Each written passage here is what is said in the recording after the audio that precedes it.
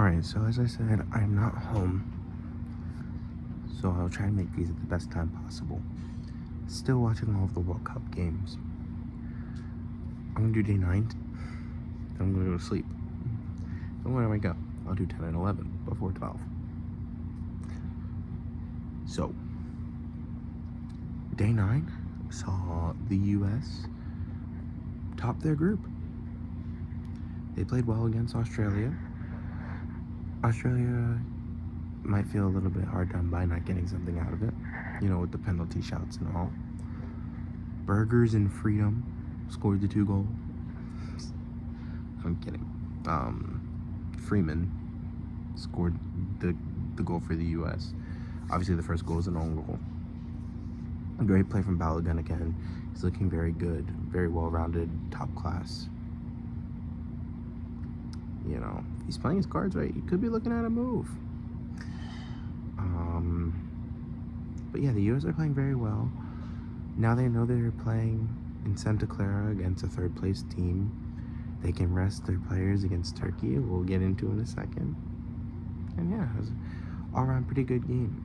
Then we have Morocco-Scotland, I believe, is the next game. And that game was pretty good too. Pretty even.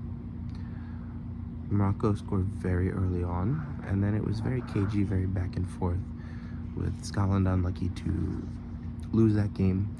And they have it all to play for against Brazil, who we'll also get into later. And yeah, that's a tough one for them, but they have more to play for, and I think that they could get a result from that. I'm not saying a win, maybe a draw, but do look out for that. On the other hand, Morocco, 4 points, more or less through the group, played well again today, and now they have to play Haiti, who are eliminated. So win-win scenario for them, really.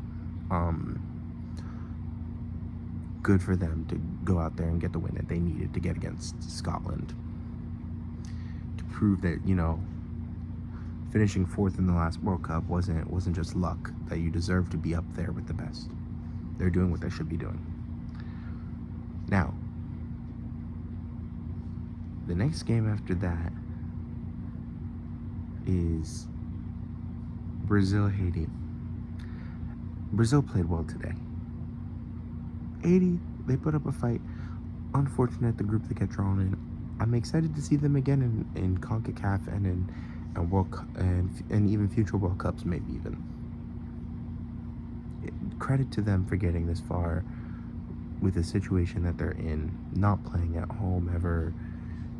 They really fought. They did well. Hopefully their team gets a goal in the Morocco game, just something for them to go home with and be happy with. But they should hold their heads up high and look forward to the future. Brazil, they did what they had to do. They went to Philly, they went out there, and they won a game they should have won. And that's good. That's good for Brazil. That going out there and winning was objective number 1. First thing on the docket. You go, you play, you win. And they did that. So you can't fault them. Cunha, 2 goals. That first goal, it was his. It wasn't, something he'll claim it, but it sounds like he'll look back on with pride. That second goal, I've seen him do that for Man United. Gets into that space, finishes very well. Vinny Jr., I think, also played superbly. Goal and an assist, played really well. I do really like looking at football Twitter and seeing Brazilians talk about the beef between Ancelotti and Endrick. I think it's really funny. It's unfortunate for him. His goal was ruled offside. Unfortunate for Rafinha as well, who did get injured as well. Hopefully that's nothing too serious. But yeah, that doesn't look good for them. If it is, I believe it might be. So, we'll wait and see. But now they play Scotland in Miami. Probably will have a lot more Brazilian support. It'll be a huge crowd in terms of both sides as well. It's hot out there. Go out there, play, Show them why you're Brazil, maybe, but you'll be fine either way. You probably qualify on 4 points, definitely on 5, 100% on 7. You probably top the group with 7 points, given the goal difference. I don't see Morocco scoring 3 or 4 past Haiti, unless Haiti really don't show up. So yeah, there's that. And then the last game, probably what's going to take the most time, was an embarrassing performance from Turkey ever. I had been complaining about European teams not performing, but oh boy, did it get worse. They said, hold my beer. You said that the Europe was bad. Let's make it worse. 62 shots, 0 on target. They conceded the quickest goal in the World Cup so far and proceeded to do nothing for the entire rest of the match. They were given the ball. There was a point where Fox showed the match momentum.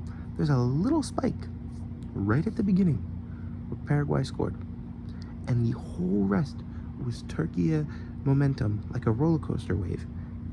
And they didn't do anything with it. There was a point in the game that I was thinking about that I'm glad that I get to point out because they lost, where in the second half, so 10 men for Paraguay, 8 of them are in the box and the keeper, so 9. Or all of them are within 30 yards of their own goal. Ball is played out wide. The winger, the fullback, I think it was, had plenty of time on the ball, looking for a cross. One Turkish player in the box, and he was not waiting for the cross. That's the kind of lethargic play. I understand that Paraguay were playing hard to break down. Of course they were. You weren't going to get them to open up. They scored their goal. They even went down to 10 men, and I'll talk about that in a minute. You couldn't, even their long shot decisions took them too long. You could see that the players are thinking very meticulously about what they're doing in a stressed way. You get the ball, if you're 25 yards out and you think, we're not breaking this down, you know you're going to get more of the ball. And you want to just, get them to come out a little bit when you have the ball. You take a touch, you shoot. You don't think. You pick the corner in your head, you take a touch, you follow the ball the whole way through. They were thinking so hard. It was so obvious on their faces when they were going to shoot that everything was blocked or just bad. Nothing was concerning. They could have played 180 minutes. Paraguay were not getting scored on. And credit to Paraguay for their defensive play. Very good defensive play. Harambo, Getafe on the field there, but they don't care. They got the 3 points. But the fact that no set pieces really troubled, they had multiple free kicks. And those were like their best opportunities. And they just ruined. They deserve to go home. And the craziest part is, at the beginning of that game, they still could have topped the group. At the end of that game, with 2 goals, you're thinking 98th minute, they could still score 2 goals with all the momentum they had, the ball they had. If they just put in and top the group, they still could have scored 1 goal and still being a part of the competition. But they got eliminated so early. Huge upset. And I'm going to say credit to Paraguay. I think they played really well. I think Encito played well. I think the goal was taken very well. I think the red card is crazy. I know that there was a new rule they implemented for racism and whatever. I don't think it's crazy that they did it, that they implemented it. I think it's crazy that you got carded after that. You know that that's a rule. And I know it's instinct to just, when you're talking like that, because you don't want to be lip read and, clipped and whatever. But they're looking out for that because people use it in a negative way. And you're not thinking, you're still like,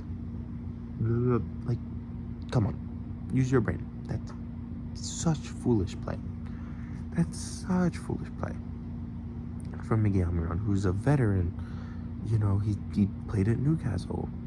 He's back in the MLS, but like you should be doing better. And now he misses the next match too. And that's a big one. I'm gonna look forward to these next set of matches right at the end because I think we have a little bit of time here. Paraguay, Australia. Both of them could probably get a point and qualify. But you know, that's not how the cookie crumbles. One of these teams is gonna wanna Paraguay is gonna want to get more than a point because right now they're sitting on a bad goal difference. So they're finishing third and they want to finish second. It gives them a better opportunity. You play second in Group G. So that's going to be a tough game. At the same time, a game that nobody cares about is going to be on in the U.S. and Turkey because one team's already topped the group and the other team's already eliminated. And if you told someone before the World Cup which of these teams is which, people would not expect Turkey to be the eliminated team. So they're going to go out there, they're going to play all their best players, they're going to take another 30 shots and fail to do anything with them because they've been dreadful the entirety of the World Cup. The U.S., they're going to play some B-team players. They're going to play Pulisic for 30 minutes to make sure that he's fit for the knockout stages. And they're going to look forward to their game in San Francisco and Santa Clara. Simple as. Now, for the Group C, Morocco are going to play Haiti. And they know that they need to go out there and get the best result possible. That the group is still up for grabs if they go and win it. And they're going to go and probably do just that. Haiti are going to look to score a goal, give them their fans something, maybe even win a game. They know they're eliminated, but they're going to want to give something to their fans. And personally, I don't think that they will go as far as get a point. I think they'll maybe score a goal. But I think Morocco are just going to look to play strong and get their win and get out of there and maybe even top the group. Brazil are going to try and look to do the same thing, but Scotland are not going to be that much of a pushover. Scotland went toe-to-toe with Morocco, who went toe-to-toe with Brazil. I think it'll be a very tough game. I think it might open up at the end. Scotland could be in trouble if they don't just bunker down and settle for the point.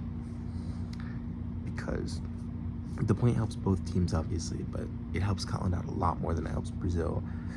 Brazil are going to want to go and win, top the group, prove to their fans that they're a World Cup winning team, potentially.